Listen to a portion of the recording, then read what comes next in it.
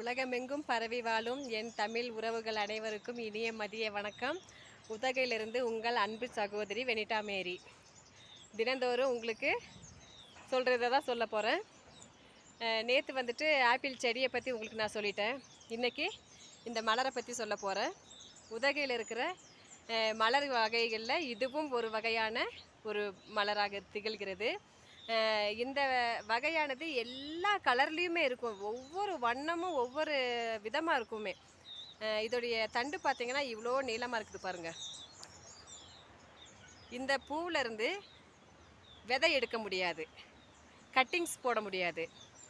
இதை வந்துட்டு கிழங்கு வகையை சேர்ந்த ஒரு பூச்செடி. கிழங்குலேருந்து தான் இது பூ விடும். இதுக்கு பேர் வந்து அஷ்டமெரியா. உதகையில் இருக்கிற பூக்களில் சில பேருங்களை நான் உங்களுக்கு தெரிவிக்கிறேன்.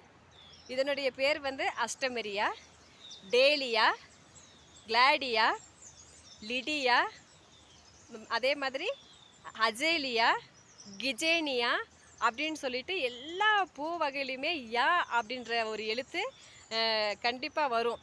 அது வந்துட்டு ஒரு ஸ்பெஷல், அந்த பூக்களுடைய பேர். அந்த மாதிரி எல்லாமே ஆங்கிலேயர் காலத்தில் ஒரு வேளை இந்த நீலகிரியை வந்து குடி இருக்கும்போது அவங்கெல்லாம் அதுக்கெல்லாம் பேர் வச்சாங்களான்றது தெரியல. ஆனால் இந்த மலர்களுடைய பேர் வந்துட்டு ஆங்கிலத்தில் தான் இந்த பேரெல்லாம் எனக்குமே தெரியும். மற்றபடி இந்த பூக்கள் வந்து ஒரு திருமண மண்டபத்துங்களில், ஒரு ஆசிரியர்களில் வரவேற்கிற இடத்துல, ஸ்கூலுங்களில், அப்புறம் பெரியவர்களை வரவேற்கிற இடத்துல, பொது கூட்டங்களில், எல்லா இடத்துலையுமே நீங்கள் ஸ்டேஜில் பார்த்துருப்பீங்க. இந்த மலரால் நல்லா அலங்கரிச்சிருப்பாங்க.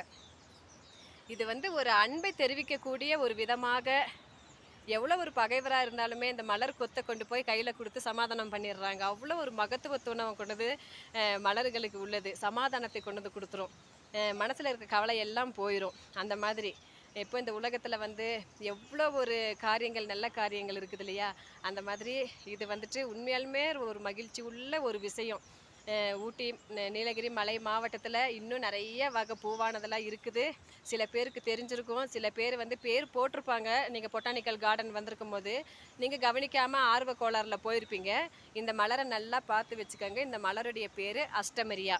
இந்த பூ வந்துட்டு வெளிர் நீல நிறத்தில், மஞ்சள் நிறத்தில், ரோஸ் கலரு, சிவப்பு கலரு, வாடாமல்லி கலரு, இதில் எல்லா கலர்லையுமே இந்த பூ இருக்குது. ஆனால் வந்து கலர் மட்டும்தான் வேறையாக இருக்குதே தவிர இதோடைய பேர் வந்து ஒரே அஷ்டமெரியா. தமிழ் இனமும் அதே மாதிரி தான். தமிழர் அப்படின்றது ஒன்று தான். ஆனால் அதில் ஜாதி, மதம், இனம் எல்லாம் வேறுபட்டு கலைஞ்சி கிடக்குது. ஆனால் தமிழர்கள் எல்லாம் ஒன்று சேர்ந்தா அந்த பூக்கள் மாதிரி ஒரு கூட்டம் போல் திரளும். தேனை எவ்வளோ ஒரு எல்லா பூக்கள்லேருந்து ஒன்றா எடுத்து கொண்டு வந்து ஒரு இடத்துல சேகரித்து அந்த ராட்டையில் கட்டி நம்மளுக்கு தேனாக ஒரு சுவையாக கொடுக்குதோ, அதை போலத்தான் தமிழுமே. உலகமெங்கும் பரவி வாழும் தமிழ் இன மக்கள்னு நம்ம சொல்கிறோம். ஒரு இடம், 2 இடம் கிடையாது, குறிப்பிட்ட இடம் கிடையாது. உலகம் முழுவதுமே கடந்து சென்றது தான் நம் தமிழ், முத்தமிழ். அது உண்மையாலுமே அந்த தமிழ்னு சொல்லி பாருங்களேன். அண்ணன் சொல்கிற, நம்ம செந்தமிழ் அண்ணன் சீமான் சொல்கிற மாதிரி தான் சொல்லணும்.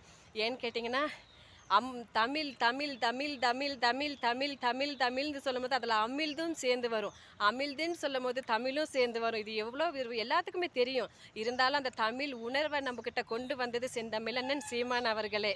அதற்கு உண்மையாலுமே தமிழாக நம்ம பிறந்ததற்கு ரொம்ப பாக்கியம் செஞ்சுருக்கணும். நம்ம போராளிகளில் வந்துட்டு தமிழ்நாட்டில் இருந்து தான் வீரர்களையே கொண்டு போவாங்களாமா. அந்தளவுக்கு தமிழ் இனத்துக்கு ஒரு வெறி உண்டு. அதனால் தமிழ்நாடை காப்பாற்றுறதுக்கு தமிழர்களுக்கு மட்டுமே போராடக்கூடிய ஒரு தன்மை இருக்குது. போராடுவோம், வெல்லுவோம். இலக்கு ஒன்றுதான் இனத்தின் விடுதலை. இனம் ஒன்றாவும் இலக்கை வென்றாவும். தமிழ்நாட்டு மண்ணை காப்பாற்ற முயற்சி எடுங்க, முயற்சி பண்ணுங்க. முடியாதது ஒன்றுமே கிடையாது. முயற்சி பண்ண முடியாத ஒன்றுமே இல்லை. இலக்கு ஒன்றுதான் இனத்தின் விடுதலை. வெல்லட்டும் நாம் தமிழர். நன்றி, வணக்கம். உங்கள் அன்பு சகோதரி வெனிட்டா மேரி.